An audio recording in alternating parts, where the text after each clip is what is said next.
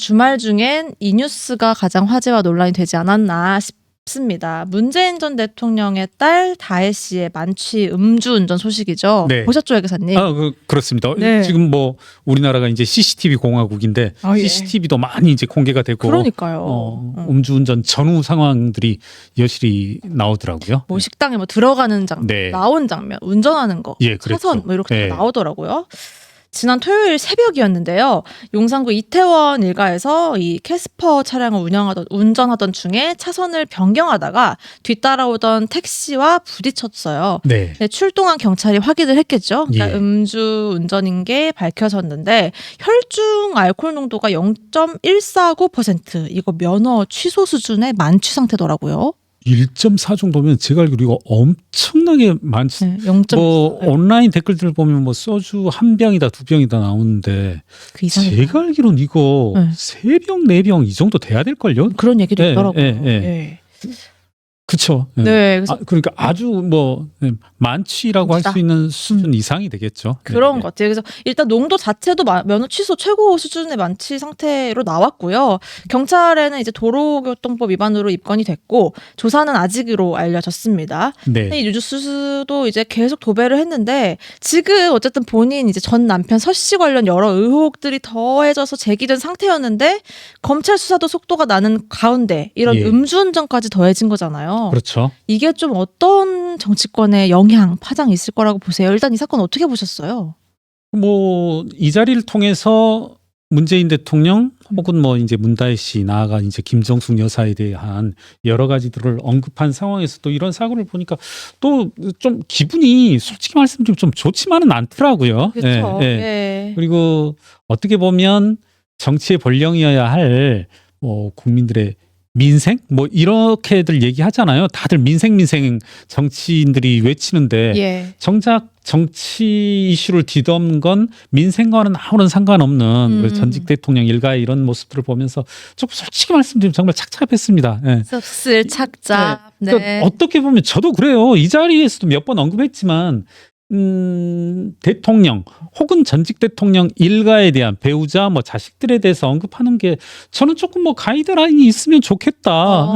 너무 뭐 집착하고 천착해서 그 부분에 대해서 끝간데까지 파고 하는 것에 대해서 뭐 조금은 자제하는 것도 저 사실은 뭐 이런 언급이 어쩔지 모르겠습니다만은 네. 많은 인사분들이 저한테 연락을 주고 전화를 주고 하는데 그 중에서는 전직 대통령의 일가에 대해서 수사를 하셨던 분들도 전화를 주시거든요. 정말요? 네.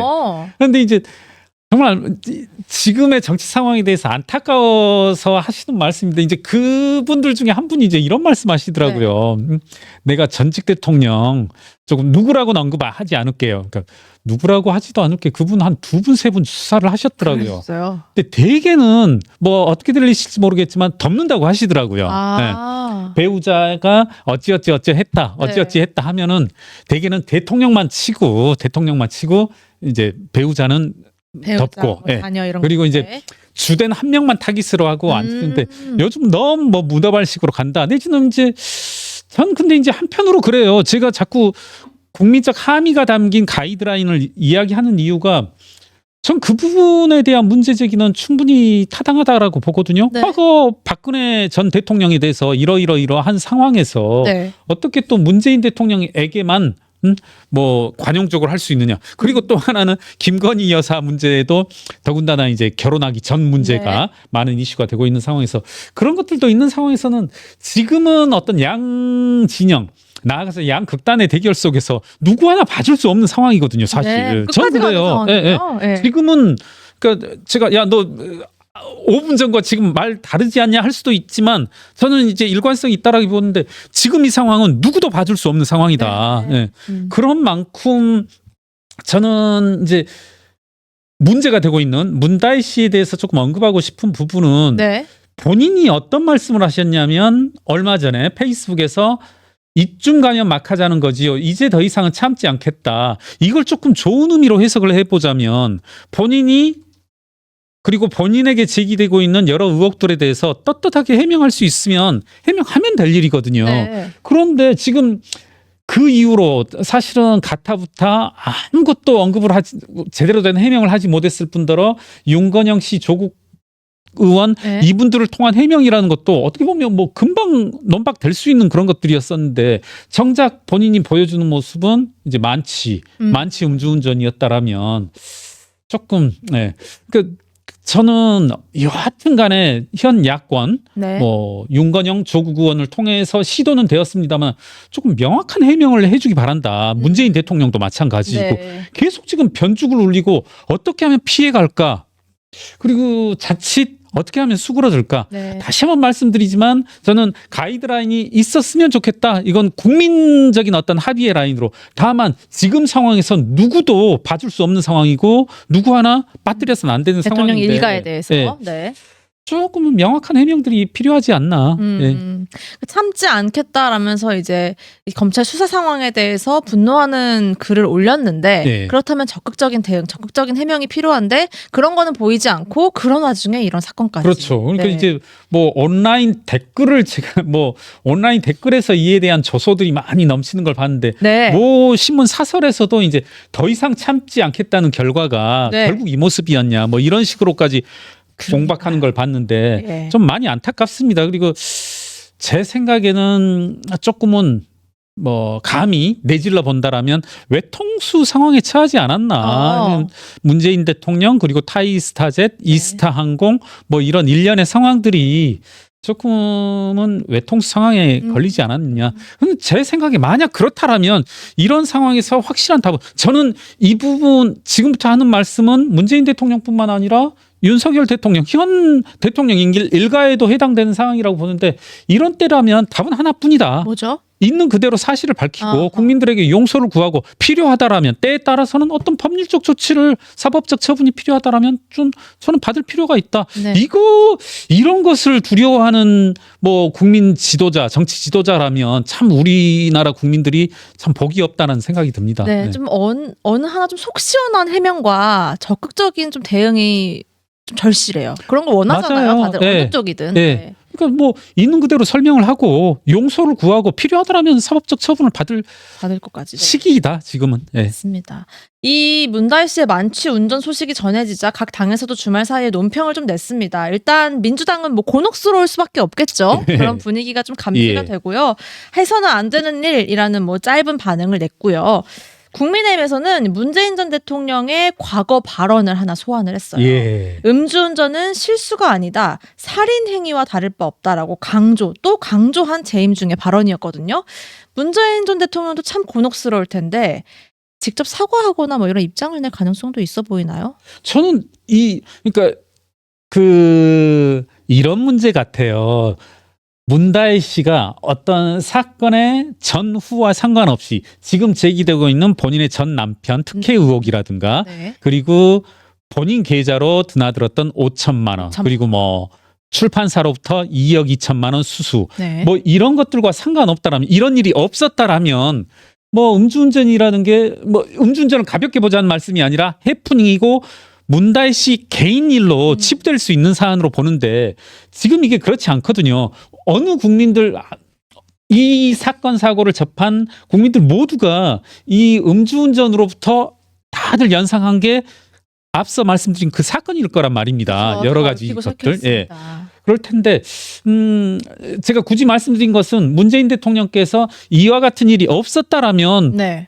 문 대통령이 나설 일은 아니죠. 뭐 저는 뭐 다른 딸 뭐 아버지는 아버지이니까 뭐 네. 문다혜 씨 스스로가 원팡 책임져야 될 뭐 본인의 어떤 삶이라고 할 수 있는데 지금의 이 사건들 국민들이 바라보는 시각이 이미 이 문다혜 씨가 이태원에서 음주운전 이것만 바라보는 것이 아니니까 아까 말씀이 다시 반복되는 건데 저는 총체적인 사건 전말에 대해서 이야기하고 네.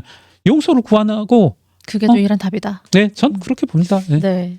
워낙 이제 우리가 거의 몇 달에 걸쳐서 이 의혹들을 문재인 예. 전 대통령의 일가에 대한 의혹들을 다룬 만큼 정말 많은 게 얽히고 설켜 있는데 참 깔끔하게 이제 결과가 나오는 게 아직은 없네요. 네, 예, 해명이나 맞아요. 이런 것들이. 예.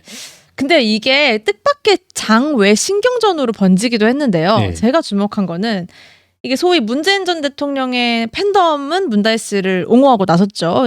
검찰이 괴롭혀서 심정적으로 좀 네. 미약했던 상태였다 이렇게 얘기를 하고 얼마나 괴롭혔으면 그랬겠냐 이렇게 얘기를 하는 일부 팬덤이 또 있고 그런데 이제 이재명 민주당 대표의 팬덤 개딸이라 불리죠. 이분들은 검찰이 압박했다고 다 술 먹고 운전하냐라고 했는데 뭐 여기까지는 뭐 오케이. 네. 근데 이제 검찰에 시달리면서도 굳건한 이재명 대표를 봐라. 얼마나 멘탈이 강하냐. 이 대표의 멘탈은 뭐 이순신 장군이다. 뭐 이렇게 도전하기도 했다고 하더라고요. 네. 뭐 이런 장외 설전까지 번지는 현상 어떻게 봐야 할까요? 참 그러니까 기막히고 코막히다고 하나요? 그러니까 이재명은 검찰에 시달려도 굳건하다.